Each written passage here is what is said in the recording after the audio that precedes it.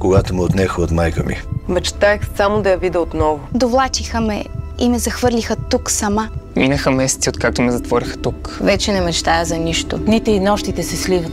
Винаги съм сам. Нищо не се случва. Ако можех само да изляза, И да потичам навън. чувам виковете на приятелите ми. Но не мога да стигна до тях. Подхвърлят ми храна само през решетките. Само решетки и стени. Така ли изглежда истинският свят? Не мога да се движа. Едва се обръща. Толкова е тясно. Полудявам. Не разбирам защо ми се случва това. Няма причина. Не съм направил нищо. Моля ви, пуснете ме. Моля ви, пуснете ме. Моля ви. Пуснете ме! Пуснете ме.